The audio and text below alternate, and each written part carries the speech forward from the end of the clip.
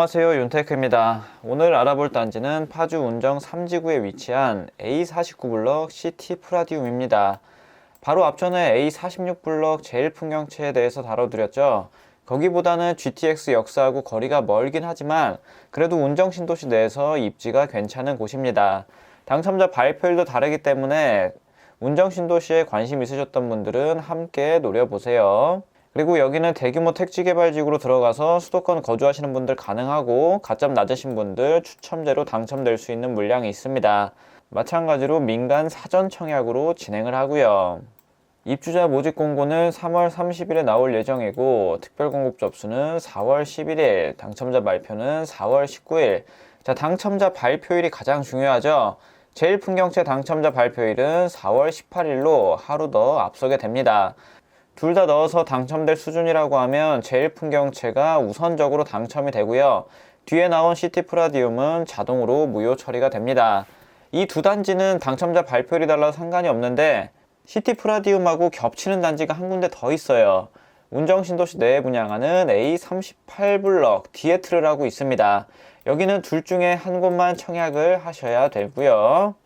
A38블럭에 대한 내용도 영상으로 제작을 해서 완성이 된다면 오른쪽 위에 링크를 달아드리도록 하겠습니다.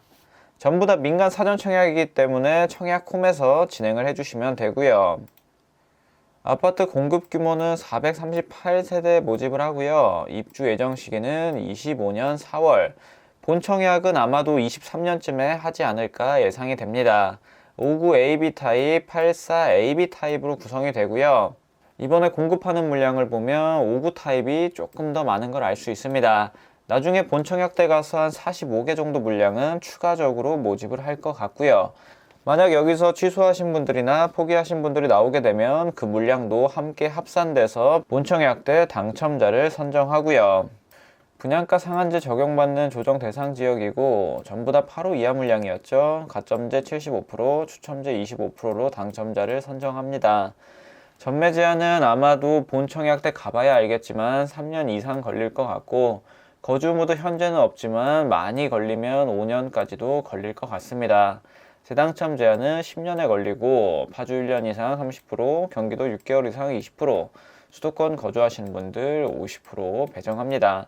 예상되는 분양가는 추정 분양가는 요거보다 조금 낮게 나올 수는 있지만 입주 시점에 가면 요 정도 수준에서는 나올 것 같아요. 높게 나오면 5억 초반까지도 나올 것으로 예상이 됩니다.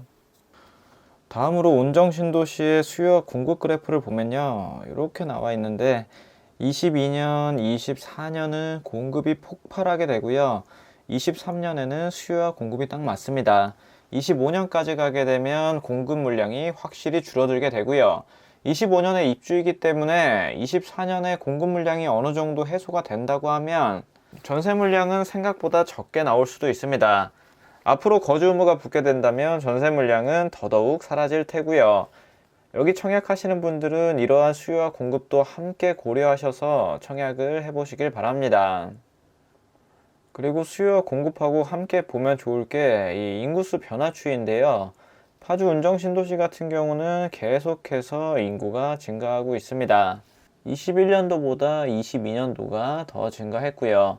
인구수가 증가한 만큼 계속해서 세대수도 늘고 있는 것을 볼 수 있습니다. 아무래도 발전하는 도시들은 계속해서 인구가 늘겠죠. 크게 발전하는 도시들 중에 한 군데라고 보시면 될 것 같습니다. 그리고 입지 환경을 보게 되면 운정역에서 좌측에 위치를 해 있고요.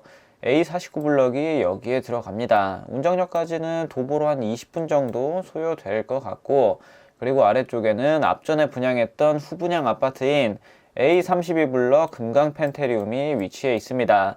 그 밑에는 우미린이 있었고요. 또 그 밑에는 신형 지웰이 있었습니다. 세 단지 모두 높은 경쟁률하고 높은 당첨 가점 커트라인을 형성했고요. A49블럭도 비슷한 수준에서 나올 것으로 예상이 됩니다.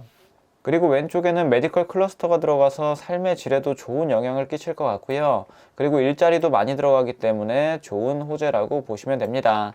하지만 운정신도시에서는 GTX 운정역만큼 파급력 있는 호재는 없죠. GTX-A가 완성이 되고 나면 서울까지의 접근성은 매우 좋아진다고 보시면 됩니다. 지도에서 보게 되면 A49 블럭이 여기, 금강펜테리움이 여기입니다. 거리 한번 재볼게요. 직선 거리로 한 1.5km 정도 되고요. 도보로는 23분 정도 소요되는 걸 알 수 있습니다.